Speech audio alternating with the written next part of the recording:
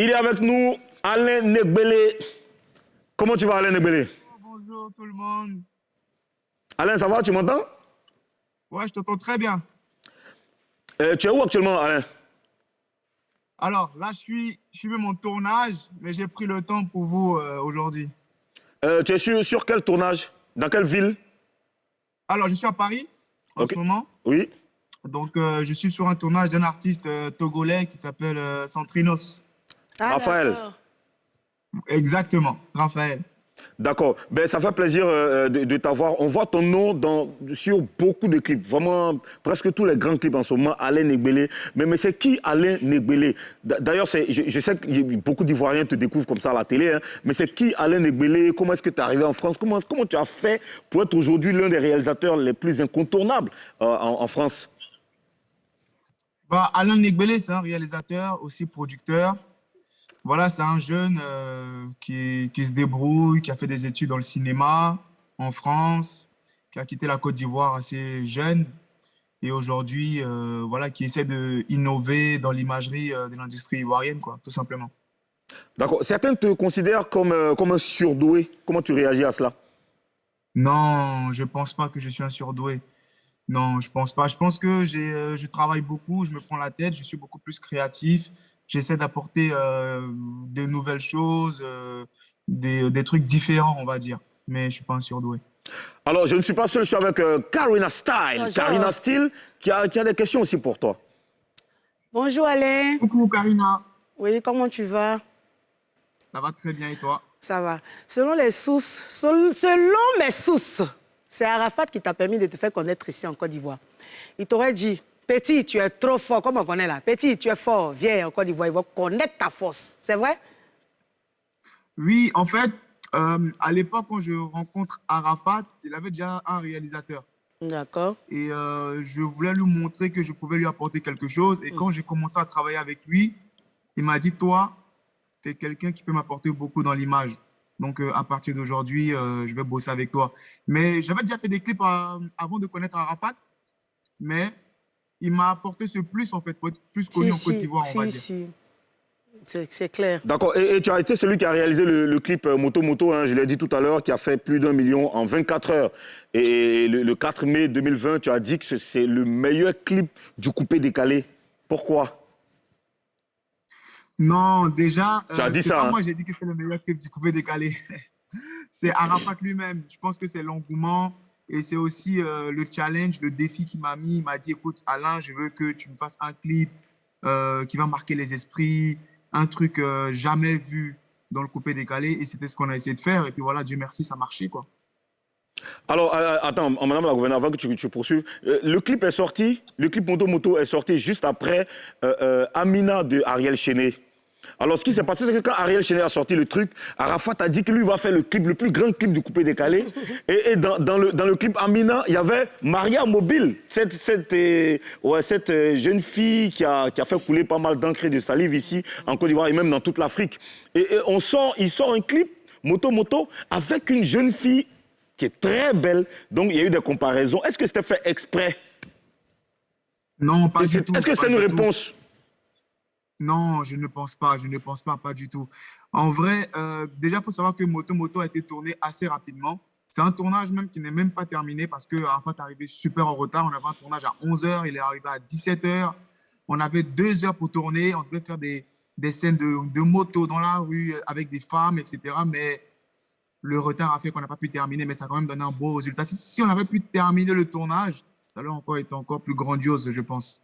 Mais voilà. C'était un premier défi qu'on avait, lui et moi, mais on pouvait faire mieux, en fait, parce que Arafat, il avait une vision un peu à l'américaine. Il me disait, il m'envoyait des clips des rappeurs américains. Il me dit, est-ce qu'on peut faire ça? Je lui dis, on peut faire ça, on peut faire ça. Donc, il avait cette confiance. Il m'a dit, bon, on teste avec Moto Moto, et puis après, on s'en va. La fille, là, c'est toi qui l'as envoyée dans le clip? Pardon? Oui, c'est moi, je l'ai ramené, ouais. Ok, d'accord. Merci. Moto Moto, Tu veux dire quoi? J'avais même pas écouté le son avant. Ok. Parce que il avait créé une espèce d'engouement derrière le titre. Il créait un gros buzz derrière le morceau. Ça fait qu'il avait peur que ça fuite. Tu vois? Il m'a juste dit, Alain, je vais faire un clip, c'est moto. Ça parle de moto, moto. J'ai écouté le son le jour du tournage. D'accord. J'ai écouté le son, le jour du tournage, c'était un gros challenge. Et puis voilà, on a essayé de... Mais ça veut dire que tu es très professionnel, tu es alerte, tu attends, on peut tomber sur toi tout de suite et tu vas nous sortir quelque chose de magique. Alors, Karina, tu as une question aussi pour Attends, Alain? il a quelque chose à dire. Oui, Alain, tu veux dire quoi? Qu'est-ce que tu veux dire?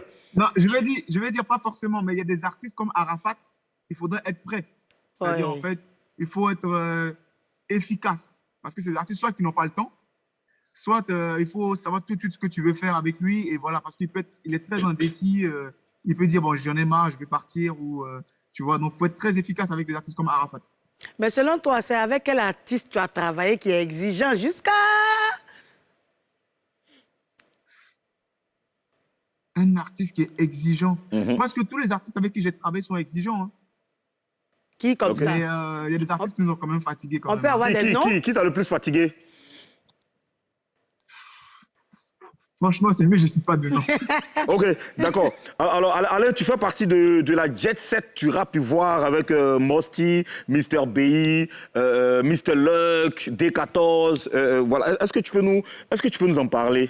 C'est quoi la jet set du rap ivoire?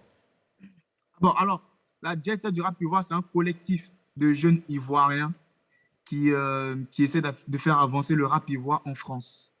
Dans la Jet Set, on a Charlène Pépé qui est infographe, photographe. On a moi, réalisateur, producteur. On a Mr. BI, beatmaker, producteur, artiste. On a Mr. Luck, artiste. Et Mosty et D14 et King Lexus. Voilà. Donc, en fait, on essaie de s'associer ensemble pour pouvoir faire avancer la culture ici en France. D'accord, je reviens, une question vite fait. On a vu des vidéos avec toi et puis Carmen Sama dans une chambre et puis après dans la rue. Bon, on veut comprendre, c'est pas méchant, hein, on veut juste comprendre. Bon, en fait, je vais lever le mystère. En fait, il faudra savoir un truc. Carmen Sama, c'est une amie d'enfance. En fait, j'ai fait l'école avec elle. Mais peu de gens le savent parce que je ne suis pas très média. J'aime pas trop parler. Mais j'ai fait l'école avec elle. J'ai fait la 3e et la seconde avec elle à IPS, Siporex. Ceux qui savent, ils savent vraiment que j'ai fait l'école avec elle. C'est tout. C'est juste une amie d'enfance qui savait que j'habitais en France, qui m'a dit « Alain, je suis en France, c'est le moment. » Et puis voilà, on s'est vu tout simplement. D'accord, donc, ok, c'est une amie Vous êtes d'enfance. vus dans la chambre. Vous êtes, donc toi, tu es souvent dans les chambres avec tes amis d'enfance. Bon, je veux juste comprendre. Non, mais non, il n'y a rien. En fait, non, il ne peut pas avoir quelque chose entre moi et Carmen. C'est quelqu'un que je respecte. Nous, on n'a pas dit qu'il y a quelque chose. Hein. Et puis voilà, en fait, c'est une de mes meilleures amies, tout simplement, Carmen. Hein. Donc, je pense qu'il il ne peut pas avoir d'ambiguïté. Voilà, il n'y a rien. D'accord. Ben, écoute, merci beaucoup à toi, Alain Nebele. Merci pour ton temps et on espère que on attend le prochain Mosty. On a vu les images et je sais que tu es derrière tout ça. On espère voir Mosty très bientôt ici en direct dans Showbuzz et on espère que tu vas faire un clip pour notre gouverneur. Ton genre. Alors, C'est qui le gouverneur? Madame la gouverneure Karina Steele, bien sûr. Avec plaisir. Merci Alain Nebele. Merci et bon boulot à toi. Bonne journée à toi. Merci beaucoup.